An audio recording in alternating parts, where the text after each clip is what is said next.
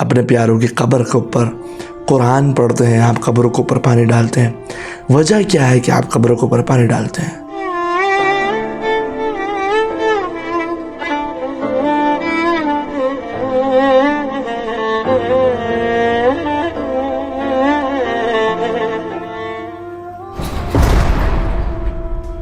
اللہم صلی علی محمد وآل محمد وعجل فرجهم واہلک عدوهم۔ السلام علیکم ورحمۃ اللہ۔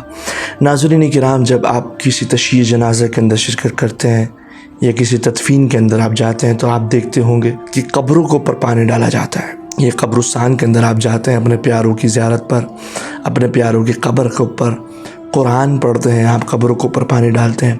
وجہ کیا ہے کہ آپ قبروں کے اوپر پانی ڈالتے ہیں؟ تمام مومنین اس کام کو انجام تو دیتے ہیں لیکن اس کی وجہ معلوم نہیں ہوگی اکثر لوگوں کو۔ تو آئیے میں آپ کے سامنے روایت اہل بیت کی روشنی میں اس کی وجہ بیان کرتا ہوں۔ ناظرین کرام، اہل بیت سے روایات کے اندر نقل ہوتا ہے کہ مرنے والے کو جب قبر کے اندر رکھا جاتا ہے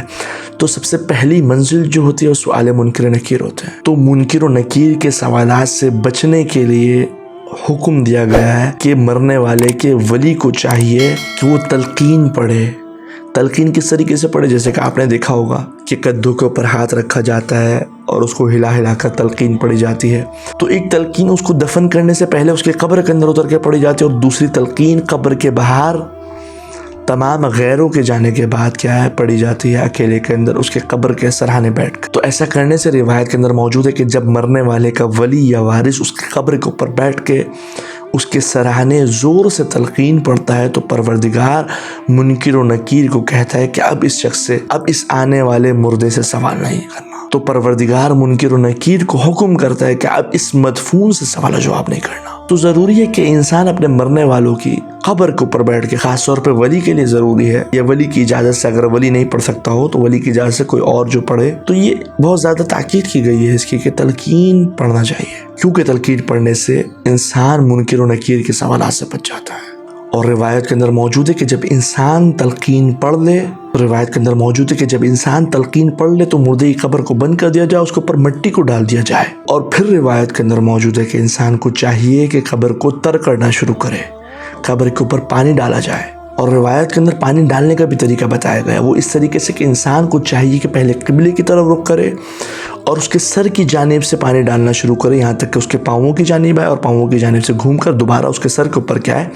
اختتام کرے، اور جو کچھ پانی بچ چکا ہے وہ اس کو چاہیے کہ قبر کے درمیانی حصے کے اوپر ڈالے۔ اِلَى مُدَّةِ 40 يَوْمًا وَقِيلَ 40 شَهْرًا، یعنی روایت کے اندر وارد ہے کہ یا تو 40 دن تک اس عمل کو انجام دیتا رہے یا 40 مہینے تک کیا ہے اس عمل کو انجام دیتا رہے۔ اور یہ تردد جو موجود ہے کہ 40 دن یا 40 مہینے تک کا، یہ دو راویوں کی روایت ہے، دونوں نے الگ الگ کیا ہے امام سے نقل کیا ہے۔ اور جب امام جعفر صادق علیہ السلام سے اس کا سبب پوچھا گیا تو میرے مولا کہتے ہیں انہو قال یتجافى عنہ العذاب ما دام ندا، کہ قبر پر پانی ڈالنے سے کہ پروردگار اس مردے کے اوپر سے عذاب کو اٹھا لیتا ہے، عذاب کو روک دیتا ہے جب تک اس کی قبر کی مٹی تر رہتی ہے، جب تک اس کی قبر کی مٹی نم رہتی ہے۔ تو یہی وجہ موجود ہے، تو یہی وجہ ہے کہ انسان کو چاہیے کہ اپنے مرنے والوں کی قبروں کو 40 دن تک یا 40 مہینے تک تر رکھے، نم رکھے۔ اور امام نے یہ بھی بتایا کہ رش الماء جو ہے یعنی قبر کے اوپر پانی ڈالنے کا جو یہ طریقہ موجود ہے یہ رسول کے زمانے سے چلتا ہوا آ رہا ہے۔ اور امام رضا والی خراسان علیہ السلام کے دور کے اندر بھی امام رضا نے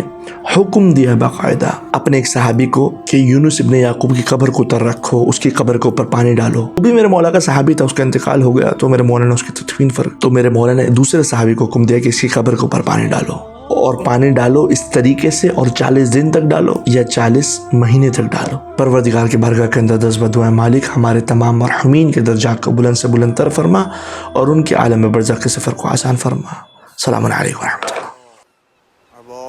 مالی غیرو مالی غیرو من که ندارم کسی رو به غیرت